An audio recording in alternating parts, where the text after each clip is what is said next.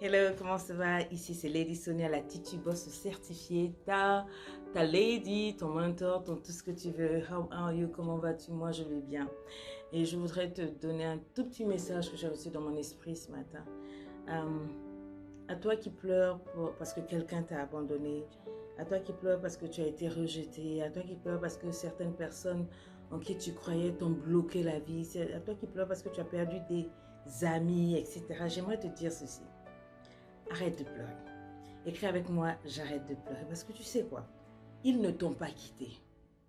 C'est Dieu qui les a enlevés de ta vie. La vie les a enlevés de ta vie. Parce qu'ils étaient souvent un blocage pour que tu passes à un autre level dans ta vie. Pour qu'une certaine bénédiction arrive dans ta vie. Il y a des gens qui sont porte-malheur. Il y a des gens qui sont porteurs de mauvaises choses. Il y a des gens qui sont porteurs de mauvaises auras. Dès qu'ils entrent dans ta vie, c'est que galère sur galère, stress sur stress, toxicité sur toxicité. Ta vie, tu perds le bonheur, tu perds l'envie de rire, tu perds l'envie d'oser. Tu deviens comme un légume dans ta propre vie. Alors souvent, Dieu se dit, mais qu'est-ce que je peux faire pour que cette personne-là comprenne que il faut qu'elle se désaccroche. Écris-moi désaccrocher. Il faut qu'elle se détache. Écris-moi détacher de cette personne pour pouvoir passer à un autre niveau dans sa vie. Tant qu'elle va fonctionner avec telle personne, elle n'ira pas loin, elle n'ira pas là où j'ai prévu qu'elle aille. Qu'est-ce que je peux faire pour que cette personne soit ôtée de sa vie? C'est comme un obstacle. Dieu voit, il sait, il dit, mais ma fille ne voit pas que ces personnes-là ont des mauvaises pensées, ont des complots dans le cœur, sont fâchées, sont déçues de ce qu'elle a envie, de ce qu'elle réussit. Elles ne se rendent pas compte que je travaille pour elle quand elle dort la nuit contre ces mêmes personnes qui rient avec elle, qui travaillent avec elle, etc., qui veulent juste la noyer. Et Dieu fait quelque chose. Il fait un petit truc et puis cette personne te plaque, te dit je ne veux plus t'épouser. Je ne veux plus marcher avec toi. Je ne veux plus te parler, etc. Mais tu sais quoi? C'est comme si la poubelle se déplaçait seule, se soulève seule pour aller se jeter dehors. Maman, le plaisir de ça, le goût de ça. Maman, tu ne te rends pas compte. La poubelle dans ta vie, la poubelle, ce qui te salit, ce qui te bloque, etc. se lève. Et puis se soulève seul. C'est-à-dire tu n'as pas à salir tes mains, tu n'as pas à prendre une énergie. Toi. Il se soulève, il sort de ta vie. Il dit, moi je quitte. Tu devrais dire bravo. Tu devrais dire merci. Tu devrais même t'applaudir, maman. Quand la poubelle sort de ta vie toute seule, mais tu dois être contente. À la limite, dis bon débarras, sayonara, rest in peace, bloc et glisse. Le nouveau concept, bloc et glisse. Écris-moi ça, bloc et glisse. C'est ça que tu devrais dire que d'être en train de pleurer. Aller pleurer chez les gens. Oui, moi c'était mon ami d'enfance. Si c'était ton ami d'enfance, elle serait là. Elle serait toujours avec toi. Elle allait supporter les galères qui t'arrivent. Elle n'allait pas te tourner le dos et mal parler de toi dans le dos. Quand elle est devant toi, elle sourit. Quand tu tournes le dos, elle porte tes habits. Elle va, elle cherche à coucher avec ton mari. C'est ça que tu pleures? Maman, pleure, dis Dieu merci parce que Dieu a ouvert les portes pour que ces saletés sortent de ta vie.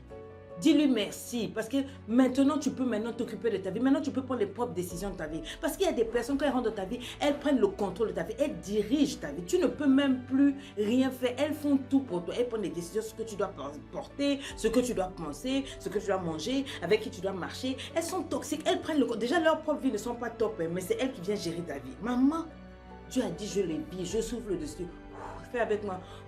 Boum, je souffle dessus. Dieu a soufflé, il enlève les saletés, il secoue, tu vois, comme un tatami. Les mauvaises herbes doivent tomber. Ce qui est mauvais là, ça doit tomber et les bons vont rester.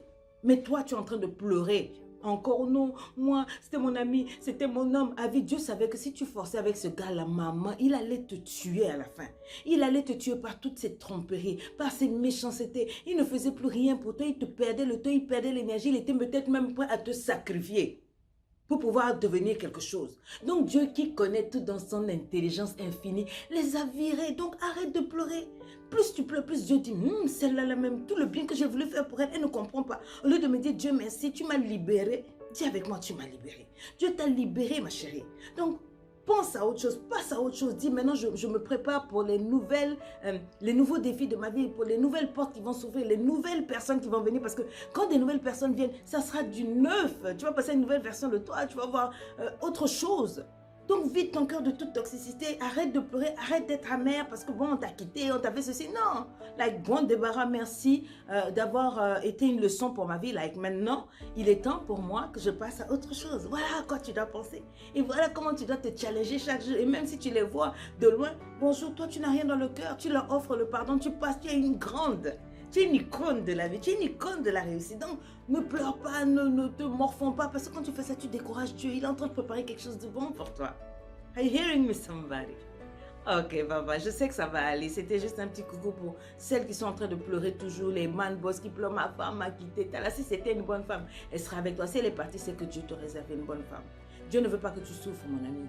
Dieu ne veut pas que tu galères pour une femme qui n'en vaut pas la peine. Une femme qui va te tromper n'importe comment, qui va te manquer de respect, qui va même coucher avec 2 hommes, ramener les grossesses à la maison et puis te faire quoi que ce sont tes enfants. Mon frère, dis Dieu merci.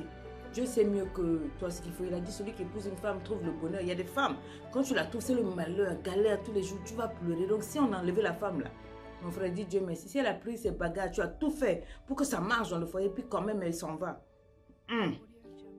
Mon frère, dis Dieu merci. De temps en temps, il faut dire Dieu merci. Il faut arrêter de pleurer. Il faut être serein. Il faut dire, Seigneur, je te fais confiance pour l'avenir. Quelqu'un que tu as aimé, tu l'as aimé de tout cœur. Tu as tout fait pour que la personne soit heureuse. Cette personne dit que son bonheur n'est pas avec toi. Ça, c'est grand mature pour la laisser partir. Dieu a vu et Dieu restaurera en qualité et en quantité. C'est de ça qu'il s'agit. Bye bye. Partage cette vidéo.